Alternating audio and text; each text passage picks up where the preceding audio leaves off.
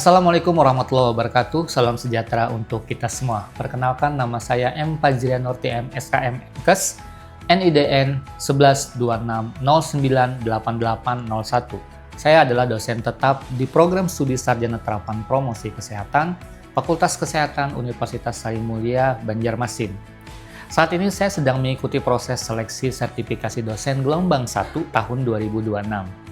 Video ini merupakan bagian dari pernyataan diri dosen dalam Unjuk Kerja Tridharma Perguruan Tinggi atau PDD UKT-PT khususnya bidang pengajaran. Pada kesempatan ini saya akan memaparkan salah satu mata kuliah yang saya ampu sesuai dengan bidang keilmuan saya, yaitu promosi kesehatan. Mata kuliah ini merupakan mata kuliah wajib yang ditujukan untuk mahasiswa program studi Sarjana Terapan Promosi Kesehatan semester 4 dengan kode mata kuliah UniSM.PK120 dengan bobot 4 SKS yang diselenggarakan dalam 16 kali pertemuan dengan rincian 14 kali pertemuan materi dan praktik, 1 kali pertemuan ujian tengah semester, dan 1 kali pertemuan ujian akhir semester. Secara umum, mata kuliah ini dirancang untuk membantu mahasiswa agar mampu mengaplikasikan tentang konsep dasar public speaking, struktur of speech, komponen pendukung public speaking, etika public speaking yang meliputi batasan, tujuan, ruang lingkup bicara, fungsi dan relevansi berbicara, komponen utama di dalam public speaking, bahasa lisan, konten pembicaraan, teknik penyampaian dan penampilan, serta hubungan berbicara dengan menyimak, dengan membaca, dan dengan menulis. Serta yang terakhir adalah etika sebagai pembicara dan materinya. Capaian pembelajaran lulusan yang dibebankan pada mata kuliah ini terdiri dari 2. Yang pertama adalah menguasai konsep teoritis komunikasi efektif, baik di tingkat individu, kelompok, maupun masyarakat, serta menguasai konsep kerja dalam tim. Dan yang kedua adalah mampu melakukan komunikasi efektif dan mengelola berbagai kelompok kerja di masyarakat. Capaian pembelajaran mata kuliah ini sendiri terbagi menjadi 2. Yang pertama adalah menjelaskan konsep dasar public speaking, dan yang kedua adalah mengaplikasikan public speaking. Metode pembelajaran pada mata kuliah ini terdiri dari contextual learning, discovery learning, cooperative learning, simulasi, dan project-based learning. Dengan metode penilaian, yang pertama adalah aktivitas partisipatif sebesar 30%, hasil proyek 20%, tugas 20%, ujian tengah semester 15%, dan ujian akhir semester 15%. Demikian deskripsi mata kuliah keterampilan presentasi, dan sekarang saya akan menampilkan video pembelajaran dari salah satu topik, yaitu pertemuan ke-10 tentang nada berbicara. Pada pertemuan ke-10 ini, kemampuan akhir yang ingin dicapai adalah mahasiswa mampu menggunakan nada berbicara. Pertemuan ini memiliki indikator, yaitu mahasiswa mampu menggunakan nada bicara khususnya di dalam artikulasi, intonasi, tempo, ketukan, aksentuasi, dan perubahan nada. Pertemuan 10 ini diselenggarakan dengan praktikum dan metode simulasi. Berikut adalah cuplikan mengajar saya di kelas untuk pertemuan ke-10. Selamat menyaksikan. Assalamualaikum warahmatullahi wabarakatuh. Waalaikumsalam warahmatullahi wabarakatuh. Sehat? Sehat. Baik, terima kasih teman-teman atas kehadirannya. Kita melanjutkan perkuliahan kita hari ini di mata kuliah keterampilan presentasi atau public speaking. Oke, ini pertemuan keberapa? Ke-10, ya kan? 10. Sebelum memulai perkuliahan, silakan teman-teman berdoa terlebih dahulu agar mendapatkan ilmu yang bermanfaat. Berdoa silakan. Silakan ambil handphone, kemudian teman-teman silakan scan barcode yang ada di depan. Oke, menurutkan apa yang membuat penyuluhan menarik, materi yang disampaikan, media yang menarik, dan cara penyampaian. Audien antusias memperhatikan. Saya mau menunjukkan satu kepada teman-teman. Kira-kira ini apa? Sabun, cuci tangan, terus cuci piring, botol. Oke, sesuai dengan yang teman-teman isi. Ada beberapa hal yang membuat penyuluhan itu menarik, dan ini akan menjadi materi kita hari ini. Sekarang saya akan berikan contoh. Misalkan kita adalah seorang promotor kesehatan, kemudian ditugaskan untuk penyuluhan, saya akan menggunakan kata atau kalimat seperti ini. Ayo gunakan sabun agar sehat. Yang pertama. Kemudian yang kedua, ayo gunakan sabun sebelum makan agar kita semua sehat. Ada 2. Sekarang menurut teman-teman, mana yang paling menarik ketika disampaikan? Seandainya kalian seorang masyarakat yang menerima penyuluhan, mana yang paling menarik? Yang kedua, kalau misalkan teman-teman semua menjawab tadi kalimat yang kedua itu yang menarik, nah itu yang juga akan kita pelajari hari ini. Jadi materi kita hari ini adalah menggunakan nada bicara. Apa saja yang akan kita pelajari di dalam nada berbicara, kita bisa lihat satu-satu terkait dengan capaian pembelajaran kita hari ini.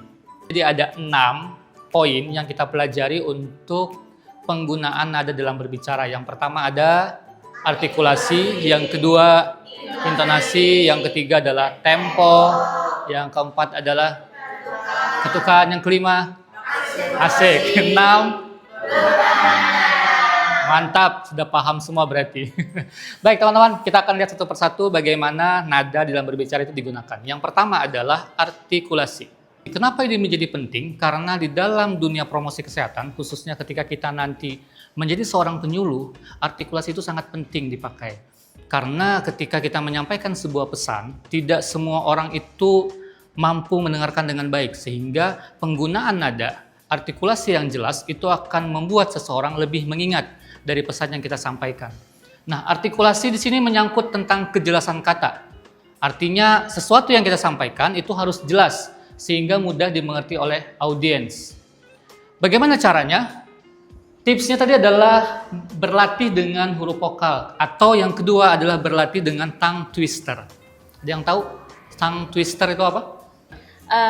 Latihan menggunakan kata yang mirip. Latihan menggunakan kata yang mirip. Selain dari huruf vokal dan tongue twister, tipsnya adalah ketika teman-teman ingin melatih artikulasi dalam berbicara, yang pertama adalah latihan membaca secara nyaring. Artinya dikeluarkan saja suaranya, jangan ditahan. Kemudian yang kedua fokus pada pengucapan konsonan dan vokal. Dan yang ketiga tipsnya adalah hindari berbicara terlalu cepat. Nanti juga kaitannya ke tempo dalam berbicara. Jadi harus diatur nadanya, ketinggian suaranya, yang penting berani bersuara. Sekarang teman-teman kita lihat semua. Nah, mari kita berlatih. Silakan dibaca dulu. Ada yang mau coba? Tudung ambilkan dandang di dinding dong. Ada yang mau coba? Nurul, silakan. Mau coba yang mana?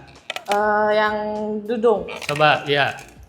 Dudung, ambilkan dandang di dinding dong. Twister itu harus agak sedikit lebih cepat karena latihan supaya tidak keseleo ngomongnya. Jadi kalau tadi kan masih agak berhati-hati ya Nurul, jadi bisa lebih cepat sedikit, dikasih speed sedikit. Dudung, ambilkan dandang di dinding dong, dan itu diulang. Jadi latihan tongue twister itu seperti itu. Baik, itu tadi adalah contoh artikulasi. Nah, sekarang yang kedua adalah intonasi. Jadi intonasi itu teman-teman adalah segala sesuatu yang kita sampaikan dengan irama atau lagu. Jadi ketika menggunakan intonasi, berarti berbicaranya punya nada. Nada bicaranya itu ada lagunya istilahnya. Nah, sekarang mari kita latihan. Di sini, di slide ini, teman-teman sudah bisa melihat ini ada satu kalimat yang saya pasang 3 kali dengan intonasi yang berbeda. Ada yang warna merah, itu intonasinya datar. Yang biru itu marah. Kemudian yang ungu antusias. Jadi dari satu kalimat kita bisa menggunakan intonasi yang berbeda. Kita bagi ya. Di sini datar, marah, antusias. Mau saya kasih contoh dulu? Atau mau coba dulu baru saya kasih contoh? Kasih contoh, baik, kasih contoh. Yang mana? Semuanya. Baik, kita lihat yang pertama. Ada warna merah, datar. Kita akan gunakan intonasi datar. Saya coba. Hari ini kita ujian. Hari ini kita ujian. Kemudian marah. Hari ini kita ujian. Antusias. Hari ini kita ujian. Ada 3 penggunaan intonasi yang berbeda. Datar, marah, antusias. Nah, kita coba ya. Kelompok sebelah sini datar, kemudian teman-teman di depan saya ini marah, kemudian yang di sebelah kiri saya antusias. Kita yang mau coba? Saya, Pak. Langsung tunjuk Raul. Silakan Raul. Bagaimana intonasi untuk kalimat yang datar? Coba, silakan. Intonasi buat kalimat yang datar kayak gini. Hari ini kita ujian. Ya mungkin gitu. Dia memang nge-flat banget sih orangnya ya kan. Hari ini kita ujian. Ada yang mau coba? Cocok sih datar. Pas nggak? Pas ya? Pas banget. Wih, tunjuk. Ayo siapa? Iya. Oke. Silakan coba yang marah. Hari ini kita marah. Hari ini kita marah. Hari ini kita marah. Nah, lanjut ulang. Hari ini kita ujian. Jangan gugup. Hari ini kita Banyak ujian. perih mulut. Gak apa-apa, lanjut. Hari ini kita ujian. Coba. Hari ini kita ujian. Oke nggak? Kalau nggak oke kita coba ulang. Oke. Si Ria menggunakan body language, jadi dia mengekspresikan dengan hentakan tangan. Oke, plus deh buat Ria. Keren. Baik, berikutnya. Hari ini kita ujian tapi dengan antusias. Siapa yang mau coba? Saya Pak. Oke, silakan. Laila, antusias ya. Coba, ya silakan. Hari ini kita ujian. Asik. Udah ya, tadi ada apa tadi? Datar, kemudian ada marah, ada antusias. Nah, sekarang kita lihat yang ketiga. Nada bicara bisa dibuat ketika kita presentasi dengan menggunakan tempo. Jadi tempo itu berkaitan dengan cepat lambatnya berbicara. Cepat atau lambatnya seseorang dalam berbicara itu disebut dengan tempo. Kemudian tempo ini berkaitan dengan penerimaan audiens. Tipsnya teman-teman perhatikan. Tipsnya adalah ini. Variasikan tempo untuk menjaga perhatian. Gunakan jeda pendek untuk memberi waktu. Artinya jangan langsung seperti kereta api. Jadi kalau ngomongnya jangan langsung ngebut aja. Kasihlah jeda di dalam berbicara. Jadi kita bikin kalimat, kita patah-patahkan gitu. Sampai di sini ada yang mau ditanyakan teman-teman? Ya, silakan Nita. Apa Nit? Bagaimana cara mengatasi berbicara terlalu cepat? Oke, bagus nih pertanyaan Nita. Bagaimana cara mengatasi berbicara yang terlalu cepat? Biasanya seseorang itu berbicara terlalu cepat karena dia gugup. Jadi salah satu indikasi kegugupan dalam berbicara itu adalah menggunakan nada yang cepat. Ngomong terus tanpa ada rem. Nah, ini juga nanti berkaitan dengan topik kita, capaian kita yang kelima dan keenam, yaitu aksentuasi atau perubahan nada. Jadi ini bukan cuma buat Nita ya, buat semua. Kita ambil salah satu. Aksentuasi atau stressing namanya Nit. Jadi ketika kita terbiasa berbicara cepat, maka latihlah kembali diri menggunakan nada bicara dengan aksentuasi. Aksentuasi bukan logat ya, aksentuasi adalah stressing atau penekanan, yaitu memberi energi pada suara tertentu. Jadi nanti ada kata atau kalimat yang ditekan sehingga dia bisa menjadi pemutus kecepatan dalam berbicara. Saya kasih contoh. Yang pertama adalah berbicara cepat tanpa adanya aksentuasi atau stressing. Jadi misalkan seperti ini, saya sedang memberikan sebuah penyuluhan di satu wilayah. Misalkan saya bacakan seperti ini. Bapak, Ibu, dan hadirin yang saya hormati, tahukah Anda dalam satu batang rokok terdapat lebih dari 4.000 bahan kimia berbahaya, di mana diantaranya adalah racun dan puluhan lainnya dapat menyebabkan kanker. Beberapa zat tersebut antara lain adalah nikotin, tar, karbon monoksida.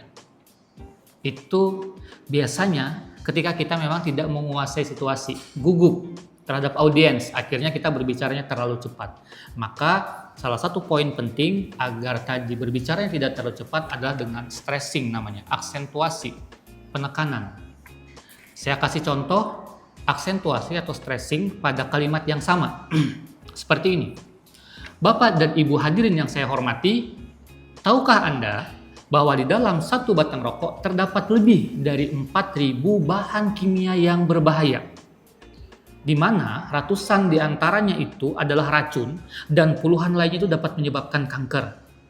Beberapa zat mematikan tersebut antara lain, 1. Nikotin.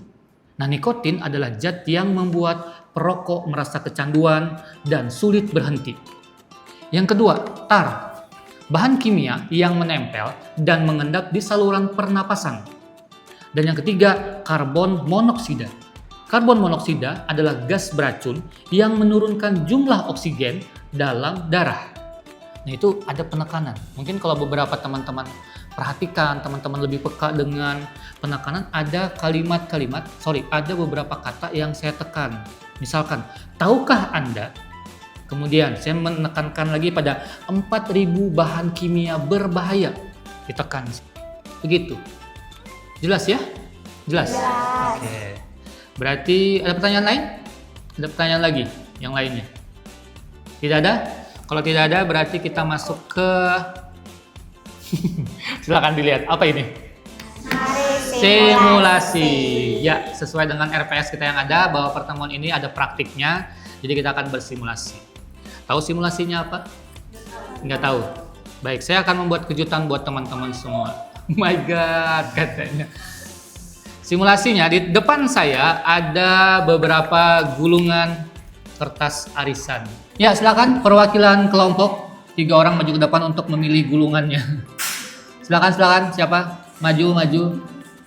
Tenang, tidak ada yang menyeramkan. Silakan pilih satu gulungan. Jangan dibuka ya, jangan dibuka, bawa dulu kembali ke kelompoknya. Oke, silakan duduk. Jangan dibuka dulu. Permainannya adalah di dalam gulungan kertas di hadapan teman-teman semua itu ada satu narasi yang nanti harus dipraktikkan terkait dengan nada berbicara. Jadi dari 6 poin yang kita sampaikan tadi, teman-teman harus mengaplikasikannya dalam satu narasi yang teman-teman pegang sekarang. Jadi silahkan berdiskusi, mencoba silahkan dicoret-coret naskahnya boleh, silahkan teman-teman coba mau dikasih tanda apa untuk penekanan dan sebagainya. Kemudian kalau sudah selesai baru kita praktikkan sama-sama di kelas dan mewakili kelompoknya masing-masing. Jelas ya? Oke, silakan berdiskusi. Dapat apa? Radio spot. Oke, nah. Jadi kawan-kawan boleh nanti kasih tanda, misalkan kalau mau penekanan, misalkan tanda panah ke bawah, misalkan. Terus kalau mau kasih jeda, pakai tanda yang titik-titik, misalkan kayak gitu. Bisa lah. Bisa. Coba ditandain aja di. Ya kami. Apa ini? Kalian apa dapatnya? Ini. Dapatnya 60 detik ajakan cuci tangan. Ajakan cuci tangan. Oke. Coba dikondisikan. Misalkan ajakan cuci tangan itu kira-kira bentuk edukasinya untuk apa? Apakah misalkan ini buat konten digital kah atau misalkan penyuluhan secara langsung kah? Jadi ditentukan. Kalian coba pecahkan itu. Berapa menit bisa? 2 menit? 2 menit? 2 menit ya. Baik, jadi mekanismenya nanti kita mulai untuk presentasi, mensimulasikan naskah yang sudah kawan-kawan dapat. 1 orang saja perwakilan, tapi kalau misalkan teman-teman kelompoknya merasa kurang puas, mau mencoba lagi boleh ya. Kemudian nanti kita nilai sama-sama, penilaiannya per kelompok. Jadi nanti silakan dinilai sama-sama. Saya akan buat dulu rubrik penilaiannya, biar nanti kita bisa cek sama-sama dengan kawan-kawan yang lain. Ya, silakan sambil bersiap ya. Nama kelompoknya mau apa? Gacor. Mantap, kelompok gacor. 3 apa? Tempo. Oke. Silakan gacor, perwakilan timnya maju ke depan. Asik. Tepuk tangan dulu. Wah, biar semangat. Di Silakan. sini kelompok kami dapat yang 60 detik ajakan cuci tangan. Ih, gugup. Mulai malah. Ya, silakan. Halo sobat sehat. Cuci tangan sebelum makan dan setelah dari luar. Kuman itu kecil, tapi dampaknya besar. Basahi, sabuni, gosok 20 detik, bilas, keringkan. Mudah, murah, dan melindungi yang kamu sayang. Jadi, mulai detik ini, kita rutin cuci tangan. Makasih. Mantap. Gacor sudah, Raul CS sudah, berarti yang terakhir 3 jubir. Silakan siapa? Ilham. Mantap. Ya, aplaus deh dulu. Biar semangat Ilham. Asik. Ceritanya ini lagi briefing di Posyandu ya teman-teman. Oke, saya mulai ya. Selamat pagi ibu-ibu kader semuanya. Hari ini kita akan simulasi alur timbang bayi ibu-ibu. Jadi di sini saya akan menginstruksikan kepada ibu-ibu tentang alur timbang bayi. Oke, yang pertama kita arahkan para pasien untuk registrasi di meja depan untuk mencatat data awal. Yang kedua, kita lakukan proses penimbangan. Pastikan timbangan di 0 kg, lalu gantungkan kain timbangan. Yang ketiga, pengukuran panjang badan di matras. Pastikan kepala menempel pada papan atas untuk mengukur panjang badan bayi. Yang keempat yaitu pencatatan KMS. Gunting warna merah untuk titik berat badan turun dan hijau untuk naik. Yang kelima, kita arahkan pasien untuk konseling gizi oleh nutrisionis. Ada pertanyaan ibu-ibu? Jika tidak, mari kita buka posko pukul 8.30 tepat. Terima kasih atas dedikasinya. Assalamualaikum warahmatullahi wabarakatuh. Waalaikumsalam. Mantap, mantap, mantap. Baik, karena sudah dicontohkan oleh 3 teman-teman, sekarang kita nilai dulu sebelum saya memberikan feedback kepada kawan-kawan. Jadi kita menilainya fair aja. 4, 2 tambah 4, 6, 6 bagi 2, 3. Oke, kita totalkan dulu. Berapa guys? Tolong bantu saya hitung. 6 tambah 5, 11 ya. Oke, total poinnya adalah 11. Lanjut, kita menilai untuk kelompok gacor. Jadi ada 2 tim, Raul CS dan 3 jubir itu nilainya sama-sama 11. Kemudian ada 1 yang melebihi poinnya itu tim gacor. Poinnya adalah 12. Ya, plus dulu buat kita semua. Asik. Nah, sekarang bisa bantu saya untuk kumpulkan dulu biar saya kasih contoh yang bagaimana sebaiknya. 1 orang, tolong ambilkan, boleh. Thank you. Oke. Thank you Raul. Ya, terima kasih sudah berproses. Jadi sedikit sedikit masukan. Jadi apa yang teman-teman sampaikan semua, teman-teman tadi simulasikan itu sudah bagus dan memang seperti itu harapan dari pembelajaran ini. Yang pertama tadi adalah kelompok siapa tadi? Gacor tadi tentang cuci tangan. Oke, ya. Gacor sudah menelaah dokumennya. Mereka akhirnya sepakat bahwa ini cocoknya buat apa? Konten sosial media ya. Iya, karena di sini untuk reels boleh gitu. Temponya kalau untuk membuat konten, jadi ini adalah edukasi yang disampaikan di media digital. Maka penyampaiannya misalkan teman-teman jadi dabernya, makanya nada bicara yang disampaikan tentu adalah ceria. Kemudian ritmenya antara cepat dan sedang. Contohnya, halo sobat sehat, cuci tangan sebelum makan dan setelah dari luar. Kuman itu kecil tapi dampaknya besar. Basahi, sabuni, gosok 20 detik, bilas, keringkan. Mudah, murah, dan melindungi yang kamu sayang. Baru nadanya agak turun. Kalau misalkan nanti disajikan dalam bentuk visual, maka endingnya di closing dengan senyuman. Begitu. Itu untuk yang tim gacor. Mantap. Terakhir siapa? Oke, 3 jubir. Mohon maaf sekali saya harus sampaikan, tapi tadi instruksinya seperti menakut-nakuti. Ya kan, dia kayak ngajak berantem gitu. Tidak masalah, karena mungkin petugas posyandunya laki-laki dan dia memang pembawanya tegas kan biasanya. Tapi agak dihindari. Karena biasanya, kenapa saya bilang seperti ini? Biasanya ketika kita turun ke lapangan, kita kan di dalam promosi kesehatan kita pasti berteman dengan yang namanya kader, ya kan? Maka kader itu adalah mitra kita dalam bekerja, penyampaian edukasi. Maka harusnya idealnya memang kita sampaikan dengan cara merangkul mereka, artinya tidak menggunakan nada tegas, tapi lebih nada yang friendly. Makanya biasanya nadanya memang nada instruksi, tapi tempo moderat itu maksudnya dia agak sedikit flat karena dia merangkul bawaannya. Saya kasih contoh ya dari naskah yang ada ini. Selamat pagi Ibu Kader, hari ini alur timbang bayi ya. Nah, jadi saya ingatkan kembali, yang pertama nanti kita harus registrasi dulu di depan, di meja depan. Kemudian yang kedua adalah penimbangan. Jadi pastikan timbangan yang kita pakai nanti dimulai dari 0 ya. Lalu gantungkan kain timbangannya. Kemudian yang ketiga, jangan lupa pengukuran panjang badan. Nah, untuk beberapa bayi kita ukur panjang badannya di matras ya. Jadi kepala harus menempel di bagian papan yang atas. Kemudian yang keempat, jangan lupa untuk mencatat KMS-nya. Jadi gunting warna merah untuk tinggi atau titik berat badan yang naik dan turun. Kemudian ambil yang hijau ketika dia naik, seperti itu. Kemudian yang kelima, jangan lupa setelah semua selesai rangkaiannya, lakukan konseling oleh nutrisionis atau ahli gizi yang hari ini sudah hadir di samping ibu-ibu semua gitu. Sampai sini ada pertanyaan ibu-ibu? Oke, kalau tidak ada, kita mulai ya untuk posko hari ini. Insya Allah kita buka mulai jam 8.30 tepat. Dan saya terima kasih atas dedikasi ibu-ibu kader semua. Silakan kita kembali ke posnya masing-masing. Jadi kayak moderate, datar, flat gitu, tapi merangkul. Nah, kalau tadi langsung kayak hari ini gitu, wah dia semangat sekali. Gak apa-apa, pembelajaran gitu ya. Sampai sini ada pertanyaan? Materi kita alhamdulillah sudah selesai. Ada pertanyaan? Jelas ya? Baik, intinya adalah ketika kita mampu berbicara ya, if you can speak, ketika kita mampu berbicara, kita akan dapat mempengaruhi orang. Dan ketika kita sudah mampu mempengaruhi orang, maka kita akan dapat merubah kehidupannya. Nah, cukup? Baik, kalau sudah tidak ada, saya akhiri perkuliahan kita hari ini. Terima kasih banyak atas waktunya. Saya tutup. Assalamualaikum warahmatullahi wabarakatuh. Selamat siang.